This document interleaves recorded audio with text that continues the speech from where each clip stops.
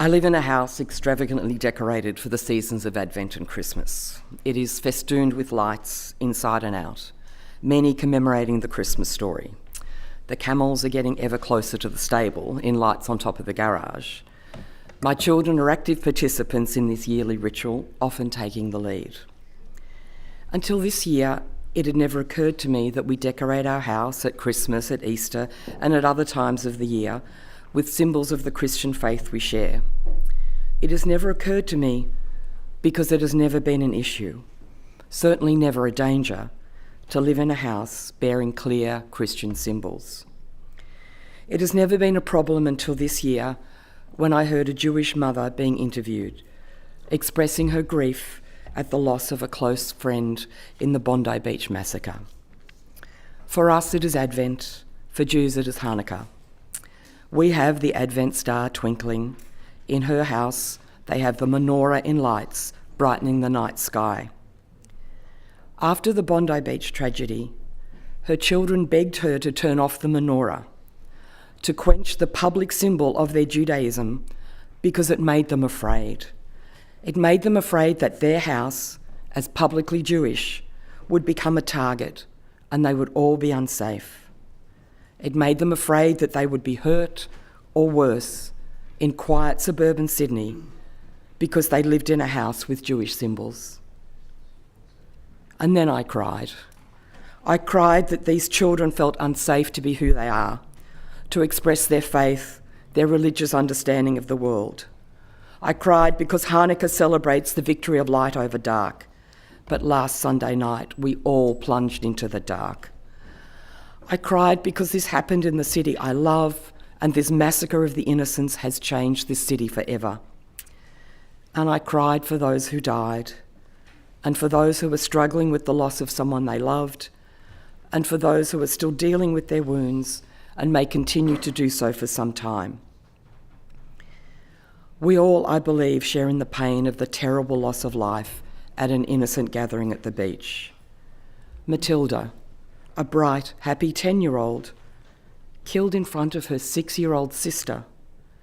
Alexander Kleitman, who survived the Holocaust only to die on Bondi Beach. Rabbis and community leaders indiscriminately killed. There is no way to make sense of these deaths. But the message of Hanukkah is the triumph of light over dark, and the message of Advent is also one of hope. Not a passive hope, but a journey towards the light of God and a preparation through acts of love and service to be able to participate in the complete triumph of light over darkness. We may have thought that the darkness won on Sunday night, but we saw that even in death, husbands acted in love to protect their wives. The Germans acted selflessly to protect others.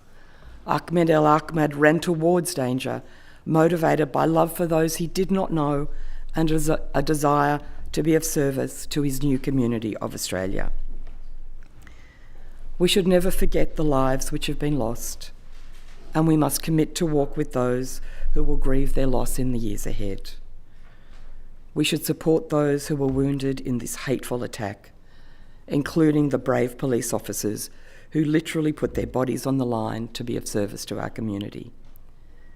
And we should always remember the pain of those children, too scared to light the menorah, scared to be publicly Jewish in a society where we proudly claim to respect all cultures, all faiths. But we must also remember the light in the terrible darkness of pain and suffering, the light of love that was expressed by the brave actions of those who gave their lives and their safety, for those they loved and for those they didn't even know. The service of those first responders and kind volunteers caring for the dead and the injured.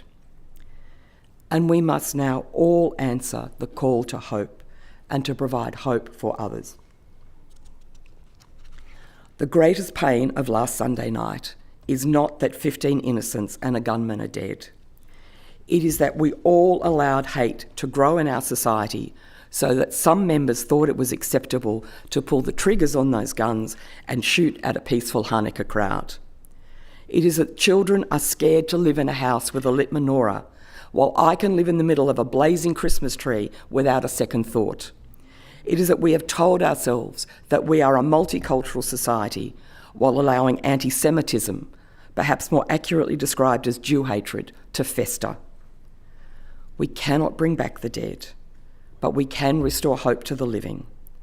We can all be the voice that calls out anti-Semitism, that quiets the chants of globalise the Intifada and from the river to the sea, and that creates a community where our Jewish neighbours are not made to feel responsible for events thousands of miles away or which happened thousands of years ago, but are accepted and loved as the integral members of our society they truly are. It is not a choice between respecting Muslims and respecting Jews. Australia at our multicultural best shows this every day. Ahmed El-Ahmed showed this in a very practical way. It is a choice of choosing light over dark, love over hate, kind words over hateful slogans.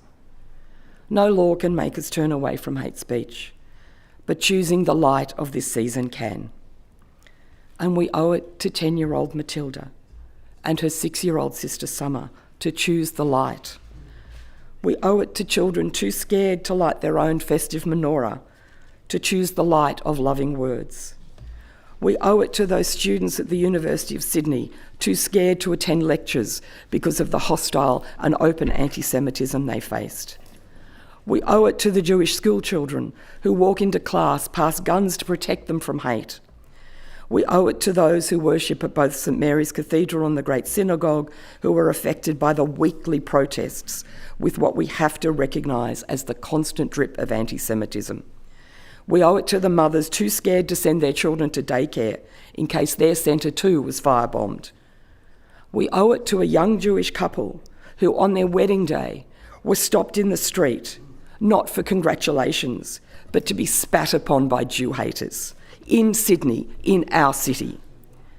We owe it to the society we all want to build to choose light over darkness, and we owe it to the dignity of each human person, Jew and Gentile alike, to choose light over darkness in every choice we make, every hour of every day. It is these choices, made by every one of us, which will bring the light back into sad and darkened lives. And if we fail to choose the light, we really will fall into the dark vortex that seemed to open up under our feet on that Sunday night.